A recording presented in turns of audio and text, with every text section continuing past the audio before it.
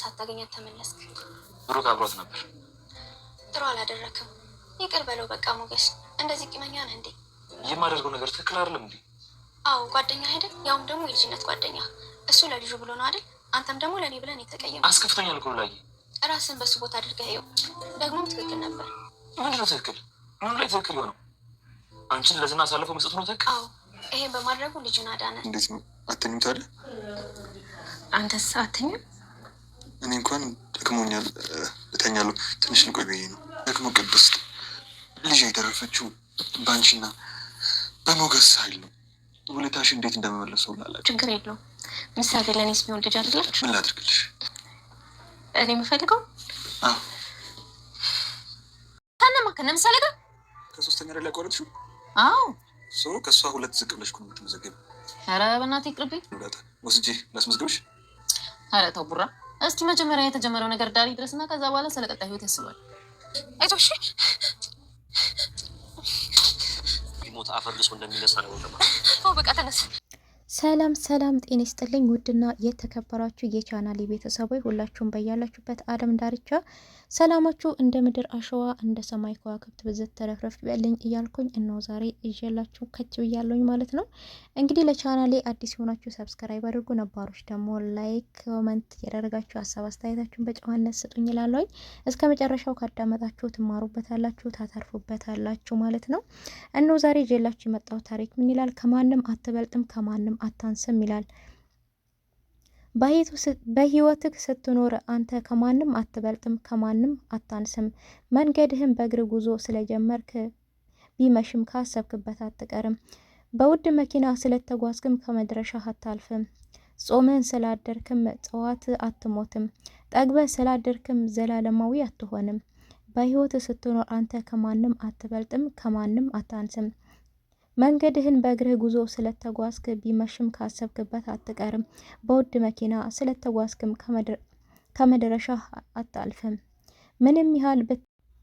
ምንም ያህል ብትናጥጥ፣ ብትንጣርር፣ ብትገነባ፣ ብትንሳፈፍ፣ ብትበር ነገን ማየት አትችለውም። ነገ ላይ ስትሆን ብቻ ነው።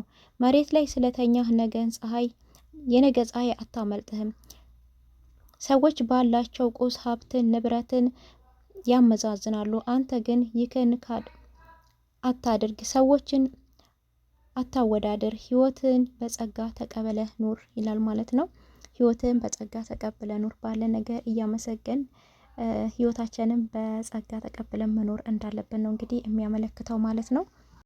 ግብህን ካላወቅ የትኛው መንገድ ይወስድሃል? ቁም ነገሩ ከየት እንደመጣህ አይደለም፣ ዋናው ቁም ነገር ወዴት እንደምትሄድ ማወቅህ ነው። ግብህን ካላወቅ የትኛው መንገድ ይወስድሃል? አንድ መንገደኛ ሰው ረጅም አድካሚ የሆነ ጎዳና ካለፈ በኋላ መንትያ መንገዶች ላይ ደረሰ። በዚያ የቆመ አንድ ሌላ የሀገሩ ሰው አየና ከነዚህ ሁለቱ መንገዶች ትክክለኛው መንገድ የቱ ነው ብሎ ጠየቀው። ይህ የሀገሩ ሰውም መሄድ የምትፈልገው ወዴት ነው ብሎ ለመንገደኛው ጥያቄውን ጠየቀው። መለሰለት።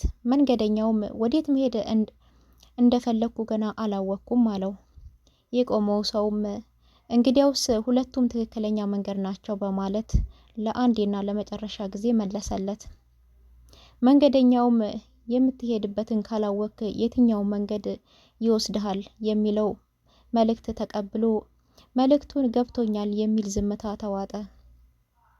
ብዙ ሰዎች በደመ ነፍስ ነው የሚኖሩት። ከየት ተነስተው ወዴት መሄድ እንዳለባቸው በቅጡ አያውቁትም። ወዴት እንደሚሄዱ ማወቅ በህይወታቸው ላይ ያለውን ተጽዕኖ በፍጹም አስበውት አያውቁም። የግብ ጉዞ የምርጫ ጉዞ ነው። የትኛውን ጎዳና ምረጥ፣ ወደ ዋናው ህይወትህ አላማ ራዕይ ያደርሰኛል የሚለው ምርጫ ግቡን በቅጡ ያላወቀ ሰው የመጣውን ያስተናግዳል። ወደ ተከፈተለት ይገባል። ጊዜያዊ ደስታን በሰጠው ነገር ላይ ጊዜውን ያባክናል። ህይወት ምርጫ የተሞላች ነች። ጠዋት በስንት ሰዓት ከመኝታዬ መነሳት እንዳለብኝ ከመወሰን ውሳኔ አንስቶ ማታ ስንት ሰዓት ወደ መኝታዬ መሄድ እንዳለብኝ እስኪሞላ ድረስ የምንሰጠው ምርጫ ነው። የምንወስነው ውሳኔ በአላማ ላይ ጣልቃ የገቡ ብዙ ሰዎች የሚያስፈልጓቸው አሳ እንዳልሆነ ሳይገባቸው እድሜ ልካቸውን አሳ ሲያጠምዱ ይኖራሉ። የምትፈልገውን ነገር ካልተከታተልከው አትጨብተውም። ካልጠየክ መልሱ ሁልጊዜ የእንቢታ ነው። ወደፊት ካልተራመድክ ዘወትር ራስህን ባለህበት ታገኘዋለህ።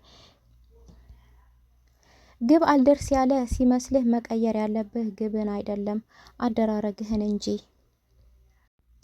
ከበሮ ለምን ይጮሃል? የኔታ ለተማሪዎቻቸው አንድ ጥያቄ ያቀረቡ። ልጆች ከበሮ ለምን ይጮሃል? የኔታ በቆዳ ስለተወጠረ ነዋ አለ አንዱ ተማሪ። የዳዊት ማህደር በእጁ አንጠልጥሎ ለመመለስ እየቾከለ የኔታ አይደለም አሉት።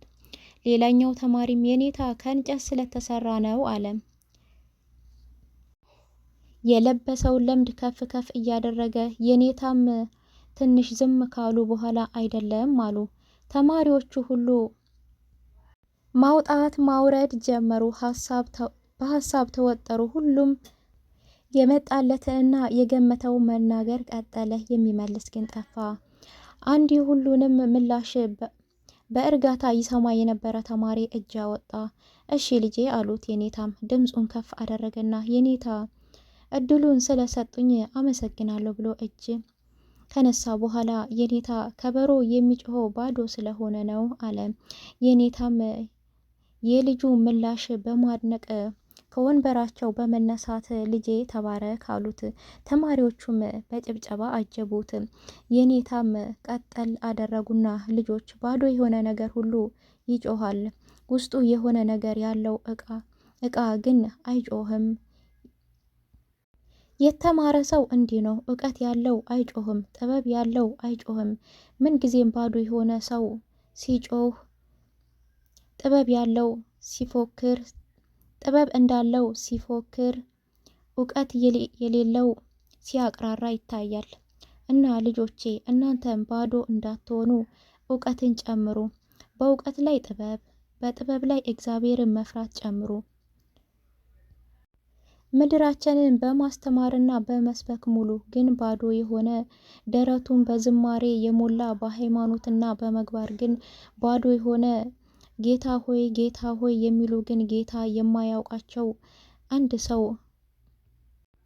እንደ ሰው ተፈጥረው እንደ እንስሳ በደመ ነፍስ የሚኖሩ ሰዎች በስተዋልና ብለው ትምህርታቸውን ቀጠሉ።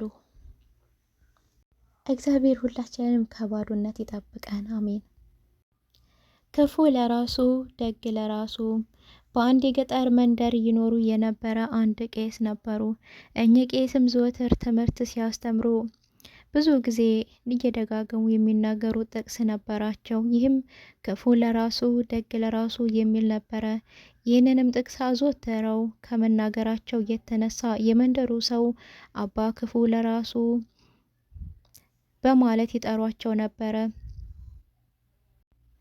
በዛ መንደር የምትኖር አንዲት ሴት ነበረች። ይህችም ሴት በክፋት የተመላች ቅንነት የጎደላት ሰው ነበረች። ብዙ ጊዜ አባ ክፉ ለራሱ የሚያስተምሩትን በደስታ አትቀበልም ነበረ። እንደውም አልፎ አልፎ እኚህ አባ ክፉ ለራሱ የሚያስተምሩት ስለ እኔ ነው እያለች ታስብ ነበረ። ከዕለታት አንድ ቀንም ማህበር ደግሳ ቤቷ በእድምተኛ ወይም በእንግዳ ተሞልቶ አባ ክፉ ለራሱም የጋበዛቸው የግብዣው ተካፋይ ነበሩ። እሳቸውም ከህዝቡ ጋራ ሲበሉ ሲጠጡ ነበረ። በመሀልም ተነስተው እንደ ልማዳቸው ትምህርታቸው ማስተማር ጀመሩ። በትምህርቱም ውስጥ ብዙ ጊዜ ልጆቼ ሆይ ክፋት በሰው ላይ አታድርጉ፣ ስራ ለሰሪው ሾህ ለአጣሪው ነውና እያሉ ህዝብን በምሳሌ ያስተምሩ ነበረ። በዛን ጊዜ ይህቺ ሴት አሁንም ቤቴ ድረስ መጥተው ስለ እኔ ክፉ ያወራሉ ብላ በቁጣ ተነሳች። እኚህ ቄስም መግደል አለብኝ ብላ ወጥመድ አዘጋጀች። ይኸውም በአገልግል ውስጥ እንጀራ በመፈትፈትና በኮዳ ጠላ በመቅዳት መርዝ ከጨመረች በኋላ ስንቅ ይሆኖታል ብዬ እሰጣቸዋለሁ ብላ አሰበች። ሀሳቧንም በሀሳቡም ተደሰተች። እንዳሰበችውም ልታደርግ ወሰነች። አባ ሁሉን ካደረሱ በኋላ በሉ ልጆቼ መንገድ ሩቅ ነውና ሳይመሽብኝ ልሂድ ብለው ተነሱ። በዚያም ጊዜ ይህቺ ክፉ ሴት ተነስታ ያዘጋጀችውን ስንቅ ይሆናል ብላ ልሰጣቸው ስትዘጋጅ፣ እሳቸው ግን አሁን በላው ጠገብኩኝ፣ ከዚህ በላይ አያስፈልግም ቢሉም እሷ ግን በግድ አይሆንም በማለት ሰጠቻቸው። እሳቸውም እግዚአብሔር ይባርክሽ ለእኔ ደግ እንዳሰብሽ ብለው አመስግነው ጉዟቸው ወደ መንደራቸው ቀጠሉ። ብዙም እንደተጓዙ ከወደ ማዶ በርቀት ሁለት ሰዎች ወደ እሳቸው አቅጣጫ ሲመጡ ተመለከቱ። ሲቀርቡም ሰዎቹ የሚያውቋቸው ሆነው አገኟቸው። እነዚያም ሰዎች ከብዙ ዓመታት በፊት ዘምተው የነበሩ የዚች የክፉዋ ልጆች ነበሩ። አባ ክፉ ለራሱን ያውቋቸው ስለነበረ በደስታ አቀፏቸው፣ ሳሟቸው። ሰዎቹም በጣም ረጅም መንገድ እንደተጓዙ እንዲህም በረሃብ በጥም እንደተሰቃዩ ነገሩ። በዛን ጊዜም አባ ክፉ ለራሱ እኔ እኮ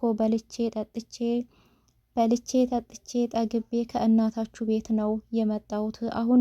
በአሁኑ ደግ እናታችሁ ለስንቅ ብላ የሰጠችኝ ምግብ መጠጥ ቤቴ እስክደርስ ይሆናችኋል በማለት የያዙትን ምግብ መጠጥ ይሰጧቸዋል። ልጆቹም ርቧቸው ስለነበረ በደስታ ተቀብለው እየተሻሙ ይበላሉ፣ መጠጡንም ይጠጣሉ። ከበሉም ከጠጡም በኋላ ብዙ መንገድ ይጠብቀናል በማለት አባ ክፉ ለራሱ አመስግነው ወደ ቤታቸው ተጓዙ።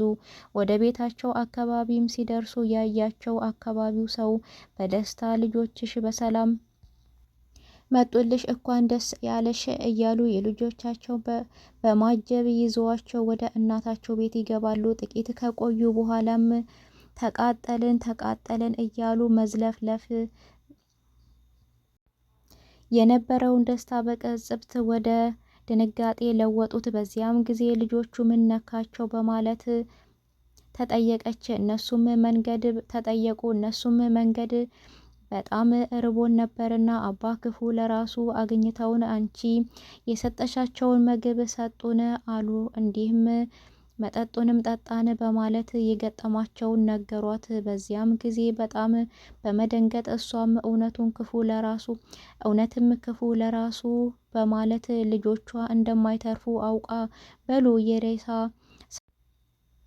ሳጥን ግዙልኝ ብላ ለጎረቤቶቿ ነገረቻቸው።